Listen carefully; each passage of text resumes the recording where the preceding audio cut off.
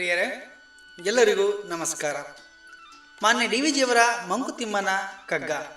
ದಿನಕ್ಕೊಂದು ಕಗ್ಗದೊಂದಿಗೆ ನಾನು ಕರುಣಾಕರ ಬಳಗೂರು ಮತ್ತು ಗಾಯನದೊಂದಿಗೆ ವಿದ್ವಾನ್ ಸುರೇಶ್ ರಾವ್ ಅತ್ತೂರು. ನಾವು ಇಂದು ಆಯ್ಕೆ ಮಾಡಿಕೊಂಡಿರುವಂಥ ಕಗ್ಗ ಪಾಕ ನಿನ್ನ ಒಳು ಅದು ಒಂದು ಸಾಗುತ್ತಾ ಇಹುದು ಎಡಬಿಡದೆ. ಪಾಕ ನಿನ್ನ ಒಳು ಅದು ಒಂದು ಸಾಗುತ್ತಾ ಇಹುದು ಎಡಬಿಡದೆ.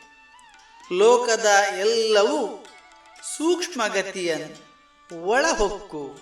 ಲೋಕದ ಎಲ್ಲವೂ ಸೂಕ್ಷ್ಮಗತಿಯನ್ ಒಳಹೊಕ್ಕು. ಸಾಕು ಬೇಕುಗಳು ಎಲ್ಲ ಅದರಿನ್.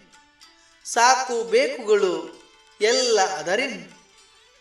ಆ ಯಂತ್ರವನ್ನು ಏಕೆ ರಚಿಸಿದನೋ ವಿಧಿ. ಏಕೆ ರಚಿಸಿದನೋ ಆ ಯಂತ್ರವನ್ನು.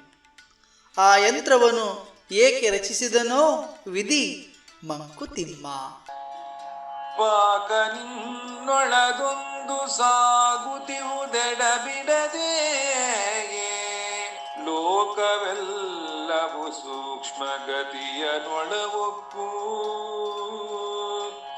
ಸಾಕು ಬೇಕುಗಳೆಲ್ಲವದರಿನ ಯಂತ್ರವನು ಏಕೆ ರಚಿಸಿದನು ವಿಧಿ ಮಂಕುತಿಮ್ಮ. ಸಾಕು ಬೇಕುಗಳೆಲ್ಲವದರಿನ ಯಂತ್ರವನು ಏಕೆ ರಚಿಸಿದನು ವಿಧಿ ಮಂಕುತಿಮ್ಮ.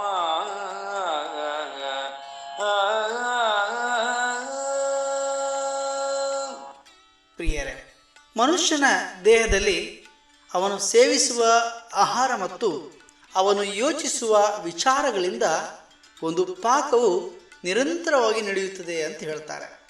ಕೆಲವನ್ನು ಬೇಕು ಎನ್ನುವ, ಕೆಲವನ್ನು ಸಾಕು ಎನ್ನುವ, ಒಂದು ಬೇಡವಾಗಿರುವುದು ನಾಳೆ ಬೇಕು ಎನ್ನುವ, ಎಂದೋ ಇಷ್ಟಪಟ್ಟಿದ್ದನ್ನು ಇಂದು ಬೇಡವೆನ್ನುವ, ಈ ಲೋಕದ ಪ್ರತಿಯೊಂದು ವ್ಯವಹಾರವು ಸೂಕ್ಷ್ಮವಾಗಿ ಅದರೊಳಗಡೆ ಸೇರಿಕೊಂಡು ಆ ಕೆಲಸವನ್ನು ಮಾಡಿಸುತ್ತಾ ಇರ್ತದೆ. ಈ ಮನುಷ್ಯನೆಂಬ ಯಂತ್ರದ ಮಹಿಮೆ ಅದು.